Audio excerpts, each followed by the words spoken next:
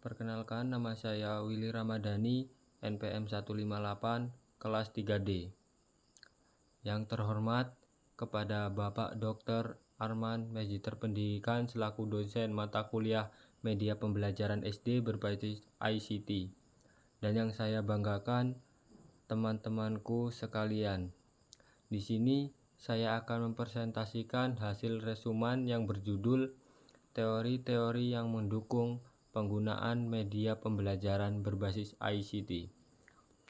Teori belajar yang mendukung penggunaan media pembelajaran berbasis ICT yaitu teori behaviorisme. B. Skinner. Belajar adalah aktivitas yang terjadi di dalam pikiran dan dapat disimpulkan hanya dengan perilaku yang diamati. Perilaku dibentuk oleh kemungkinan penguatan untuk membentuk respon yang diinginkan. Penggunaan positif meningkatkan perilaku yang diinginkan dengan imbalan. Penguatan negatif meningkatkan perilaku yang diinginkan dengan menahan hadiah. Hukuman mengurangi perilaku yang tidak diinginkan dengan rangsangan negatif. Teori personsean informasi, Atkinson and Shiffrin.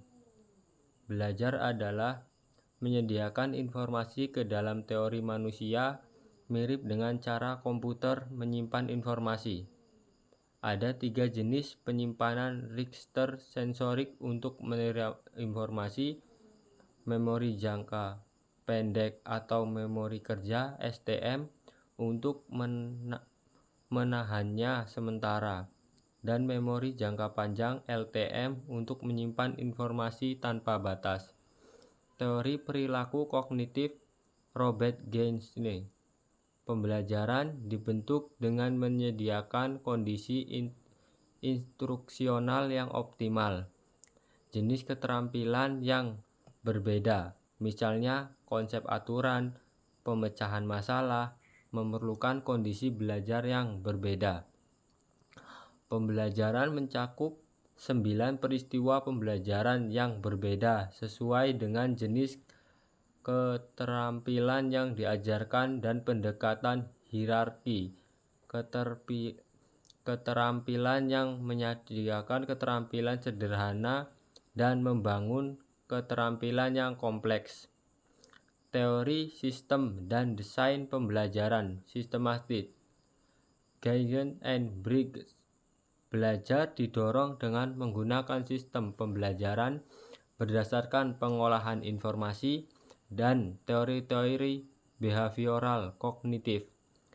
Sebuah sistem pembelajaran dirancang dengan menyatakan tujuan dan saran, melakukan analisis tugas untuk mengatur urutan pembelajaran, pencocokan penilaian dan instruksi untuk tujuan, membuat bahan dan pengujian lapangan dan merevisi bahan. Teori aktivisme sosial John Dewey. Belajar adalah pertumbuhan individu yang muncul melalui pengalaman sosial. Perkembangan peserta didik didorong melalui aktivitas langsung yang terhubung dengan isu dan masalah dunia nyata. Kurikulum sekolah harus muncul dari minat siswa dan diajarkan sebagai topik yang terintegrasi, bukan sebagai keterampilan yang terpisah. Teori kognitif sosial Albert Bandura. Belajar adalah kegiatan pengelolaan informasi yang dihasilkan dari interaksi antara perilaku, lingkungan, dan faktor siswa. Siswa belajar baik melalui tindakan yang mereka lakukan, active learning, atau melalui mengamati orang lain, vicarious learning. Siswa belajar melalui pemodelan seperti guru atau sesama siswa. Motivasi untuk belajar dan bertahan pada tugas pembelajaran dibentuk oleh kepercayaan diri siswa atau kepercayaan pada kemampuan mereka untuk menyelesaikan tindakan yang diperlukan untuk belajar. Teori scaffolding Levsgotsky. Pembelajaran adalah perkembangan kognitif dibentuk oleh perbedaan individu dan pengaruh budaya. Orang dewasa, ahli, dan anak-anak pemula memandang dunia secara berbeda. Perbedaan di antara mereka adalah zona perkembangan maksimal. Orang dewasa mendukung pembelajaran melalui scaffolding atau membantu anak mengembangkan apa yang telah mereka ketahui. Teori perkembangan anak Jean Piaget. Belajar adalah pertumbuhan kognitif melalui pematangan neurologis dan sosial. Anak melalui tahapan perkembangan kognitif, sensorimotor 2-6 tahun, proporsional 2-7 tahun, konkret 7-11 tahun, dan operasi formal dengan berinteraksi dengan lingkungannya. Ketika mereka menghadapi hal-hal yang tidak diketahui, mereka mengalami tindak ketidakseimbangan.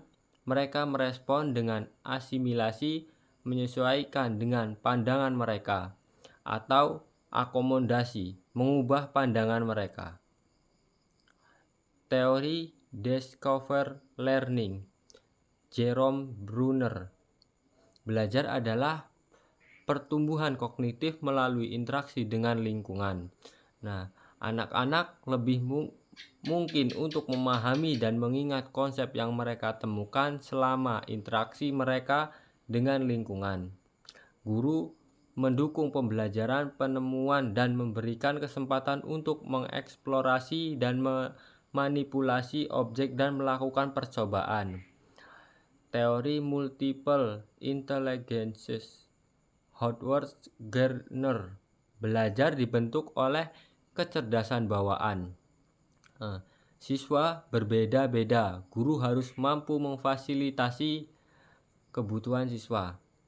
Teori multiple intelligence, Howard Gardner. Belajar dapat terjadi pada banyak tingkatan dan didemonstrasikan dengan cara yang berbeda, tergantung pada mode kecerdasan yang sesuai siswa. Itulah presentasi dari saya, kurang dan lebihnya saya mohon maaf. Saya akhiri. Wassalamualaikum warahmatullahi wabarakatuh.